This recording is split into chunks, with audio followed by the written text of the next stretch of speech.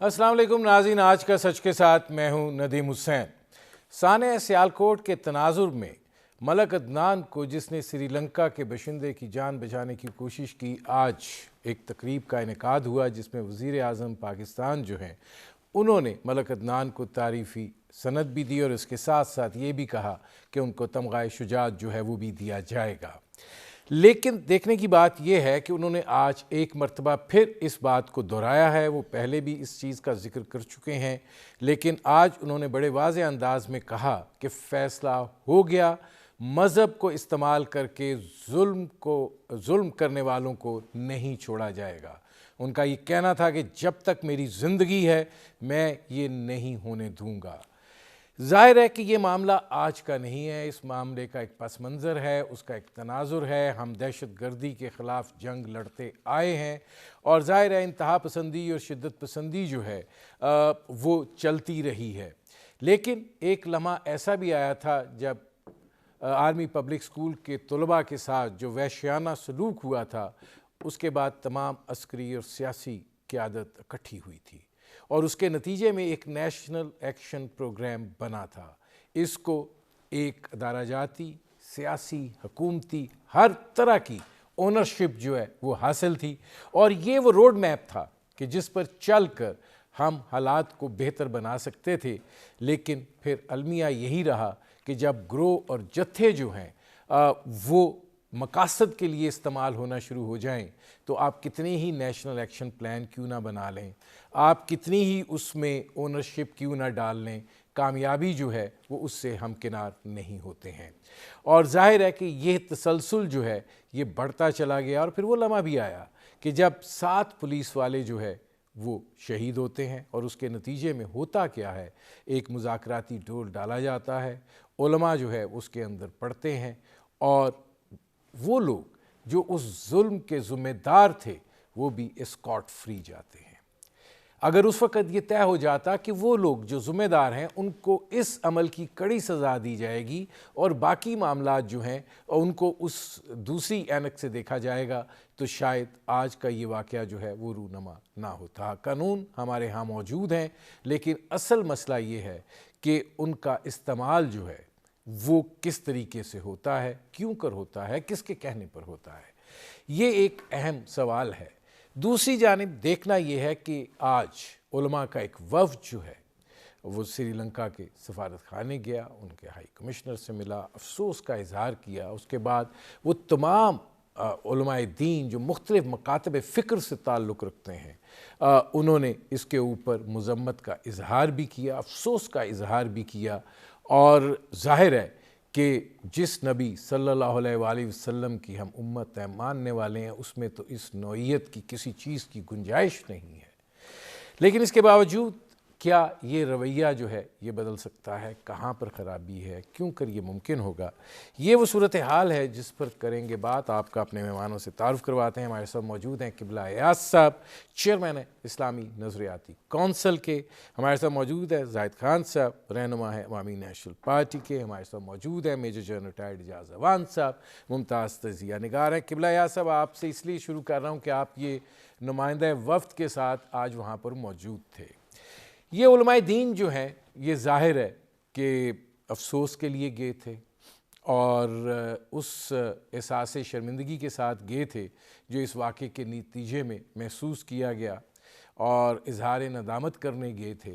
लेकिन देखने की बात ये है कि अगर ये उलमाए दीन जो हैं ये उस वक़्त भी ठोस किरदार अदा करते और ऐसे लोगों को जो मज़हब को इस्तेमाल करके जुल्म रवा रखने का ज़रिया बनते हैं उनको कड़ी सज़ा हो जाती, तो ऐसा ना होता। ये वाक़यात अब तसलसल के साथ रूनुमा हो रहे हैं, इनकी ट्रैक हिस्ट्री है और जब भी हम उन चीज़ों को खंगालते हैं तो दिखाई ये देता है कि मामलात जो हैं वो कुछ और ही थे।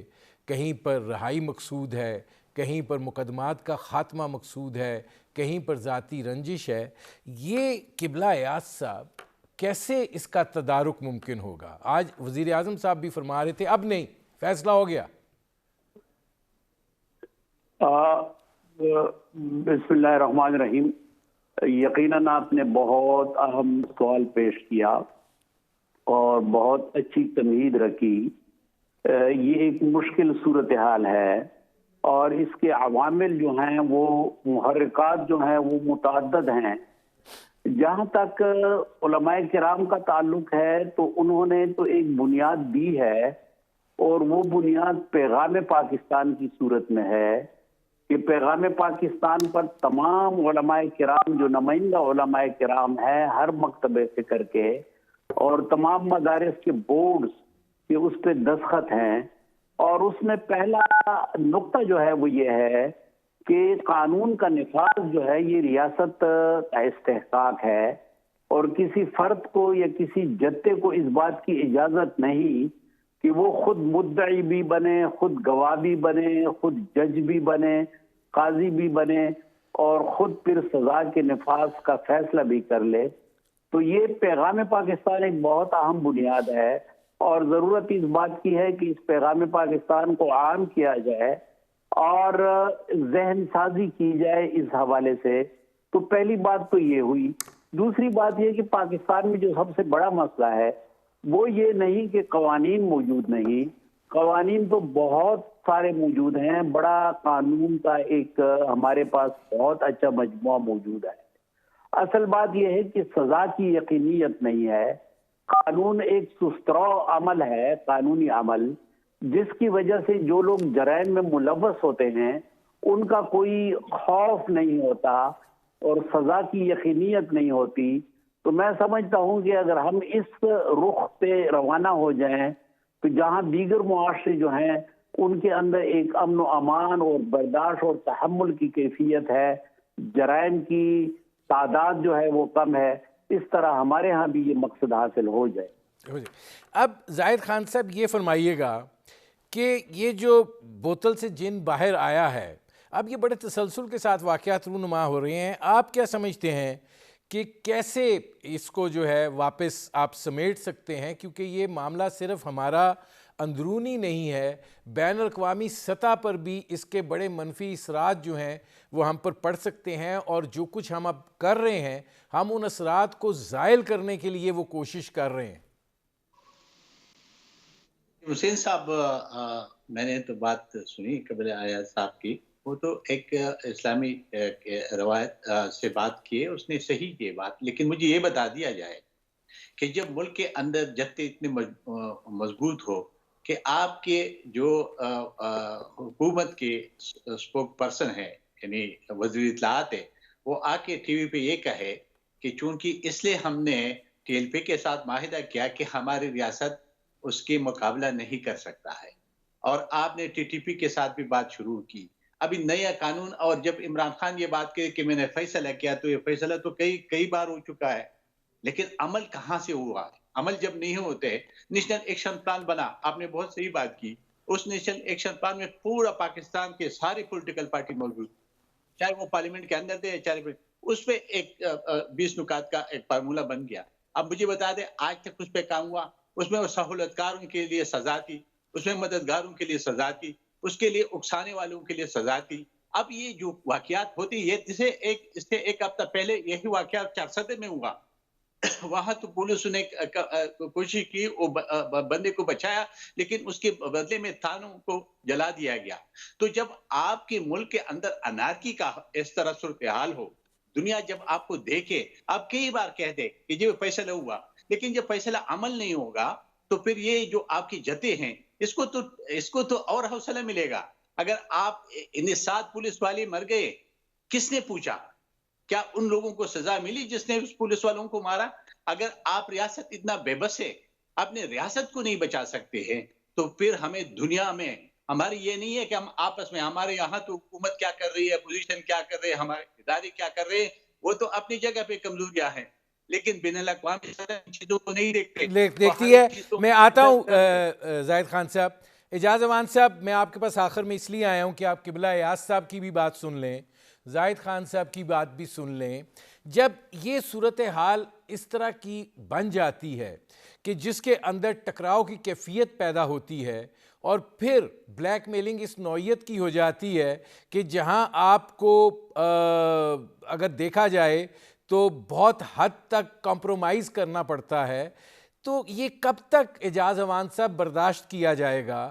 اور پھر اس نوعیت کے واقعات جن کی بین الاقوامی سطح کے اوپر اثرات ہوں، ہمیں نہیں پتہ اس کے کیا اثرات آئیں گے، گو کہ ہم کوشش پوری کر رہے ہیں، ظاہر ہے حکومت سری لنکا کی حکومت کے ساتھ، یہاں ان کے ہائی کمشنر کے ساتھ ہمارے وفود جا رہے ہیں، سرکاری سطح پر جا رہے ہیں، وزراء انفرادی طور پر جا رہے ہیں، معذرت کر رہے ہیں، اس کو کمپنسیٹ کرنے کی یقین دہانیاں کرا رہے ہیں، لیکن جنرل صاحب ضرورت تو اس ایسے واقعات کے تدارک کی ہے۔ دیکھیں، تھینک یو ویری مچ، آپ نے دونوں جو دوسرے معزز مہمان ہیں ان کی بات بھی سب تک پہنچائی۔ بات تمام جو پورے یہ بحث ہے اس کو صرف ایک بات میں سمیٹا جا سکتا ہے کہ قانون کا نفاذ ہونا چاہیے، جان و مال کا تحفظ ریاست کی بنیادی ذمہ داری ہے، اور زاہد صاحب نے بھی یہی کہا اور ہمارے دوسرے معزز مہمان نے بھی یہی کہا کہ قانون کے نفاذ کا حق صرف ریاست کو ہوتا ہے، افراد کو نہیں ہوتا، اور اسلامی شریعہ کے مطابق بھی جو بھی سزائیں دینی ہیں وہ قاضی دے گا، عدالت دے گی، فرد واحد اس کا فیصلہ نہیں کر سکتا کہ شریعت کا نفاذ میں نے کرنا ہے۔ اسی طرح جو غیر ملکی لوگ ہمارے ملک میں ہیں ان کی جان و مال کا تحفظ بھی ریاست پاکستان نے کرنا ہے۔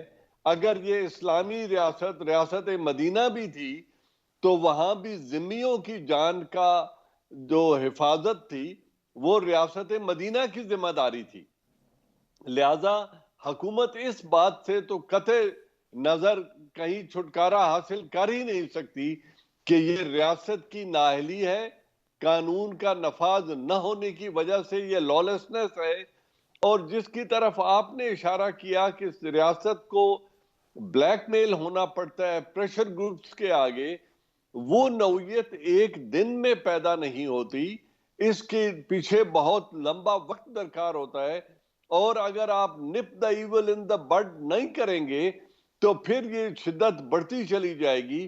اس کو پہلے دن شرائط بہت واضح ہونی چاہیے، قانون کا نفاذ روز اول سے ہونا چاہیے، اور جو ریاست ہے قانون کے نفاذ کا حق صرف ریاست کو ہے۔ ہوتا ہے۔ جن صاحب مجھے ایک بریک لینا پڑ رہا ہے، میں واپس آتا ہوں کیونکہ اس میں ایک سوال ہے، میں آپ سے شروع کروں گا اور پھر میں قبلہ یاس تک جاؤں گا۔ ناظرین، ہماری گفتگو جاری ہے، ایک مختصر سے کمرشل بریک کا وقت ہوا ہے، ملتے ہیں اس وقفے کے بعد۔ Welcome back. اب اعجاز امان صاحب میں آپ سے شروع کر رہا ہوں۔ گزارش یہ ہے کہ یہ دیکھا گیا کہ جب گروہ اور جتھے جو ہیں وہ سیاسی یا مذموم مقاصد کے لیے استعمال ہونا شروع ہو جائیں، اور فیصلے جو ہیں وہ چیلنج ہونا شروع ہو جائیں اور وہ متنازع ہونا شروع ہو جائیں، تو پھر ایک فری فار آل کی کیفیت جو ہے وہ پیدا ہو جاتی ہے۔ ایسے گروہ یا جتھے جو ہیں وہ مضبوط ہو جاتے ہیں، جو ہوئے ہیں، اور ہم نے یہ دیکھا ہے جو ٹی ایل پی کا سلسلہ ہوا دراز، اور ٹھیک ہے، ہر شخص کو حق حاصل ہے زندگی کا، ہر شخص کو حق حاصل ہے وہ جس ملک کا شہری ہے اس ملک کے معاملات کے اندر اپنا ایک کردار ادا کرنے کا، لیکن کیا یہ حق اور یہ حقوق جو ہیں یہ ان لوگوں کو بھی حاصل ہیں جو ظلم روا رکھیں، جو ریاستی قوانین کے ساتھ بغاوت کریں؟ جنرل صاحب نوید، دیکھیں بات یہ ہے ندیم بھائی کہ پہلے ہم ایک ہی بات کر رہے ہیں، اور یہ جو سیاسی رنگ ہے، مذہب کو سیاست میں اور سیاست کو مذہب سے جوڑ دینے کا جو رویہ ہے، جو پولیٹیکل ایکسپیڈینسی کے طور پر ریلیف دیا جاتا ہے، اسی کی طرف میرا اشارہ تھا کہ آپ نپ دا ایول ان دا بڈ کریں، پہلے دن سے شدت کی طرف جانے ہی مت دیں۔ سیاسی جماعتوں کو مذہبی زعماء کو سیاسی جماعتیں بنانے کا حق ہے، یہ قیام پاکستان سے پہلے بھی وجود میں تھیں، لیکن کوئی دین کو شدت کے لیے اگر استعمال کرتا ہے اور ملک کے قانون کو توڑتا ہے تو اس پہ اس کا سزا کا نفاذ ہونا چاہیے، قانون کو توڑنے کا نفاذ ہونا چاہیے۔ وہاں پولیٹیکل ایکسپیڈینسی کے طور پر یا ووٹ کے حصول کے لیے کمپرومائزز نہ کیے جائے۔ ٹی ایل پی کا کیا ہوا ہے؟ ٹی ایل پی ایک سیاسی تحریک کی صورت میں ابھری، انہوں نے انتخابات لڑے، بغیر کسی ڈیو پروسیس آف لا کو آپ نے انہیں شدت پسند تحریک قرار دے دیا، ان کو کالعدم قرار دے دیا، ان کے لیڈرز کو شیڈیول 4 میں ڈال دیا، اور پھر نہ آپ الیکشن کمیشن آف پاکستان کی طرف حکومت گئی، نہ سپریم کورٹ یا عدلیہ کی طرف گئی، اور ایک ایم پی او کے تحت ایک فیصلہ کر کے وہ 4 ماہ تک سوتے رہے۔ وہ جب وقت گزر گیا تو ان لوگوں نے اپنے حق مانگنے کے لیے وہ پھر سڑکوں پہ آ گئے، اور پھر ایک دفعہ شدت ہوئی اور ناحق لا انفورسمنٹ ایجنسیز کا خون ہوا، جس کو ہرگز معاف نہیں کیا جا سکتا۔ اس میں ایک طرف حکومت کی کوتاہی بھی ہے، اور دوسری طرف انڈیو پریشر لے کر فلیکسیبلٹی بھی دکھائی گئی، جو ایک میں جن صاحب آتا ہوں روایت ہے۔ جی، اب اس میں قبلہ یاس صاحب یہ فرمائیے گا کہ یہ جو شدت پسندی ہے اور پھر یہ جو معاملات اس نوعیت کے ہوتے ہیں، ظاہر ہے چونکہ وہ مذہب سے لنک ہوتے ہیں، علماء دین جو ہیں وہ بھی اپنے آپ کو اس چیز کے ساتھ لنک کرتے ہیں، اور حالیہ مثالوں کے نے اس چیز کو بڑا واضح کیا ہے، اور پھر ایک ایسا پریشر گروپ وجود میں آتا ہے کہ جس کے سامنے حکومت جو ہے وہ گھٹنے ٹیک دیتی ہے، اور ظاہر ہے کہ وہ جو ایک لا اینڈ آرڈر کی سچویشن ہے وہ حکومت کے ہاتھ سے نکل جاتی ہے۔ کیا ہم اس طرح کی گروہی یا جتھوئی معاملات جو ہیں ان کو افورڈ کر سکتے ہیں؟ اور اگر آپ علماء دین کے ساتھ اظہار ندامت کے لیے جا سکتے ہیں تو آپ ذرا خود بیٹھ کے اس کا علاج اور اس کا تدارک کا لائحہ عمل بھی تو تیار کر سکتے ہیں نا، اگر آپ کا اتنا اثر و رسوخ ہے۔ بالکل آپ نے بہت اچھی بات کہی، اور ہمارے محترم آوان صاحب نے اور زاہد خان صاحب نے حقیقی نشاندہی کی کہ جو مسائل کی نوعیت ہے، بالکل میں آپ کے ساتھ متفق ہوں کہ اس قسم کا معاشرہ جو ہے آج کی جو 21ویں صدی ہے اور بعد از عالمگیریت کا دور ہے، اس میں اس قسم کا معاشرہ جو ہے یہ نہیں پنپ سکتا۔ ظاہر ہے کہ اب پوری دنیا جو ہے اس کی مثال ایک گاؤں کی ہے، اور اگر معاشرے میں اس قسم کے تشدد کے واقعات ہوں تو یقیناً اس کے اثرات آپ کے سفارتی حوالے سے بھی پڑتے ہیں، آپ کی معیشت پر بھی پڑتے ہیں۔ مثلاً سانحہ سیال کوٹ جو ہے، اب سیال کوٹ ہمارا صنعتی شہر ہے، اس کے اندر جب یہ میسج جاتا ہے تو اب کس طریقے سے تجارتی جو ہماری ایک شاہراہ ہے سیال کوٹ، اس کو بہت سخت نقصان پہنچنے کا احتمال ہے۔ تو ہرگز ہم اس بات کی اجازت نہیں دے سکتے، اور اجازت نہیں دینی چاہیے کہ اس قسم کا معاشرہ جو ہے وہ تشکیل پائے۔ اس کے لیے اقدامات ہمہ ہوں، نصاب کے حوالے سے اقدامات ہوں کہ ہماری جو نئی نسل ہے وہ کیوں اب یہ دیکھنا ہے کہ کیوں اتنی سنگدل ہو گئی ہے کہ ہمارے نوجوان جو ہیں وہ ایک غیر ملکی کو ہتھوڑے مار کر، لاٹھیاں مار کر اس کا دماغ معوف کر دیں، اور پھر اس کو سڑک پہ لے آئیں، اور پھر اس کی کپڑے اتار لیں، اور پھر آگ لگا لیں، اور پھر آگ لگانے کے بعد جب وہ جل جائے تو اس کی لاش کو سڑک پر کریں، اس کی احانت کریں۔ تو یہ نفسیاتی حوالے سے اس پہ سوچنے کی ضرورت ہے۔ ہمارے ماہرین نفسیات ہمیں یہ بتائیں، اور اسلامی نظریاتی کونسل نے اس وجہ سے یہ فیصلہ کیا ہے کہ ہم ایک خصوصی اجلاس بلائیں گے تاکہ اس صورتحال کا مختلف حوالوں سے، نفسیاتی حوالے سے، قانونی حوالے سے، مذہبی حوالے سے، جرمیاتی حوالے سے ہم جائزہ لے سکیں، اور اس سلسلے میں ایک کوشش ہم کر سکیں کہ ایک جہت کا اور ایک سمت کا تعین کریں۔ زاہد خان صاحب، معاملہ جو ہے دیکھیں یہ ایک بڑی عجیب صورتحال ہے، یہ جنونیت ہے، یہ ایسے لگتا ہے کہ فرسٹریشن ہے، یہ ایک کیفیت ہے۔ مطلب اس کیفیت کے اسباب جو ہیں ان کو کہاں پہ تلاش کیا جائے، اور اس کا علاج جو ہے پھر کیسے ہو، کیونکہ دیکھیں مذہب کا کارڈ جو ہے وہ ہر جگہ پہ کھیلا جا رہا ہے، چاہے ادارہ جاتی سطح ہو، چاہے سیاسی سطح ہو، مطلب اس کا آخر تدارک کیسے ہو؟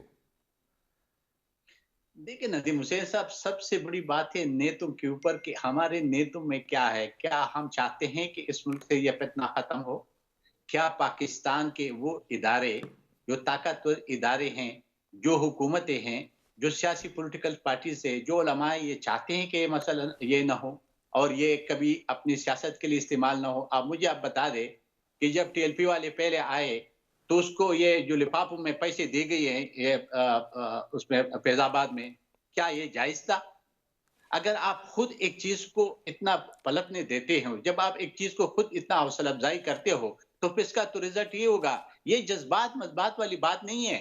جذبات کسی ایک شخص کا ہو سکتا ہے لیکن پورا معاشرے میں نہیں ہو سکتا ہے کہ کون کس کو اکساتا ہے. سب سے بڑی بات یہی ہے، آپ نے دیکھا کہ وہ جو ایف ایس کا واقعہ ہوا اور وہ کیا نام تھا اس مجاہد کا جو ٹی ٹی پی والا تھا، گرفتار ہو گیا. اس کو کہاں بٹھا دیا 6 مہینے سال؟ اس پہ کیوں کیس نہیں چلا؟ وہ کہاں چلا گیا؟ اگر ہماری پالیسیز کلیئر نہیں ہے تو یہ چیزیں رونما تو ہوتے رہیں گے. اب یہ اس کے لیے کتنے بھی قانونی بنا دے، قانون سے کام نہیں ہوگا. قانون پہ عمل ہوگا. عمل پہلے نیت کے اوپر ہے کہ آپ کی نیت صحیح ہے، اس ملک کو صحیح طریقے سے چلانا ہے کہ نہیں یہ جتوں کے ذریعے سے چلانا ہے. کیا یہ جتوں سے کسی اور ممالک کو یا ہمسائے ممالک کو یا کسی کو بھی تنگ کروانا ہے؟ تو اگر آپ یہ کریں گے تو یہ ان کے لیے تو ایک تجارت ہوگا. آپ نے دیکھا کہ 70 سال میں ہم نے تو یہ کام کیا. اب اس کے لیے تب روک تھام ہوگا کہ سب لوگ مل بیٹھ جائے اور اس کے لیے ایک ایسا راستہ اور ایسے قانون بنا دی کہ بھئی یہ کوئی بات نہیں ہوگی. احتجاج کرنا ایک اور چیز ہے، لیکن یہ کہ کسی نے کیا جرم کیا، یہ عدالت کا کام ہے، یہ ریاست کا کام ہے، یہ کسی ایک شخص کا یا ایک ظاہر خان صاحب مجھے بریک لینا پڑ رہا ہے. جی ناظرین، ہماری گفتگو جاری ہے. ایک مختصر سے کمرشل بریک کا وقت ہوا ہے، ملتے ہیں اس وقفے کے بعد. Welcome back. اچھا جنرل صاحب یہ فرمائیے گا کہ ٹھیک ہے ہم بہت ساری بات کر رہے ہیں، تجزیہ کرنے کی کوشش کر رہے ہیں، لیکن دیکھنے کی بات یہ ہے کہ آخر یہ جو بوتل سے جن باہر آیا ہے اس کے ظاہر ہے بہت سے محرکات ہیں، بہت سے اسباب ہیں. کبھی یہ اسٹریٹجک معاملات بھی رہے ہیں، اسٹریٹجک ایسٹ کے طور پہ بھی استعمال ہوئے ہیں. اب یہ بوتل کا جن جو ہے یہ واپس کیسے جائے، کیوں کر جائے؟ کیونکہ اب ملک جو ہے وہ متحمل ہی نہیں ہو سکتا مزید ایسے کسی سانے کا یا مزید اس طرح کی صورتحال کا. ندیم بھائی دیکھیں بات یہ ہے، لیٹس بی ویری اسٹریٹ، یہ کسی اسٹریٹجک کوآپریشن یا کسی اسٹریٹجک مجبوری کا نتیجہ نہیں ہے، نہ پہلے تھا نہ آج ہے. اس جن کو بوتل میں ڈالنا ہوگا یا ریاست کو تباہی کی طرف خدا نخواستہ لے جانا ہوگا. بات مختصر ہے، وہ یہ ہے کہ ایسے مجرم کو اگر آپ سزا نہیں دیں گے تو آپ ان کو خود ایک شے دے رہے ہیں. جو یہ فیل ہوا ہے یہ کسی بھی اعتبار سے شرعی فیل نہیں ہے. اسلام کی ریاست ہو، پہلے ہم بات کر چکے ہیں کہ فرد واحد کو تو حق ہی نہیں پہنچتا کہ وہ جرم کا تعین بھی خود ہی کرے، منصف بھی خود ہی بنے، ایگزیکیوٹ بھی خود ہی کر دے. اور دوسری طرف اسلامی ریاست میں قتل کی سزا صرف 4 جرائم میں ہوتی ہے، 5واں کوئی جرم نہیں ہے. مرتد کو سزا ہو سکتی ہے اسلامی معاشرے میں، قتل عمد کی سزا قتل ہو سکتی ہے، جب شادی شدہ زانی یا زانیہ کو یہ سزا دی جا سکتی ہے، اور یا پھر قصاص کی صورت میں یہ سزا ہوتی ہے. اس کے علاوہ جو کافر ہے اس کو آپ حالت جنگ میں، جہاد میں، جس کا اعلان صرف ریاست کر سکتی ہے، اس صورت میں برسر پیکار کافر کی جان لے سکتے ہیں. 5واں کوئی جواز نہیں ہے اسلام میں کسی شخص کی جان لے لینے کا. اور ذمہ کی جان کا تحفظ بھی جو ٹیکس دیتا ہے، جو ریاست کی پناہ میں ہے، اس کی جان کا تحفظ بھی ریاست کی ذمہ داری ہے. جنرل صاحب آپ کیا سمجھتے ہیں، میں یہ اب سوال تینوں کے پاس لے کر جا رہا ہوں، کہ ہم نے ماضی میں، حالیہ ماضی میں ہم نے لوگوں کو چھوڑا، ہم نے 4 شیڈول سے نام نکالے، کہیں توہین رسالت کا جو ہے معاملہ نہیں آیا، کہیں پر کچھ نہیں ہوا. سیاسی مقاصد کے لیے پورا ایک صوبہ جو ہے وہ جام رہا، ہم نے گھٹنے ٹیکے.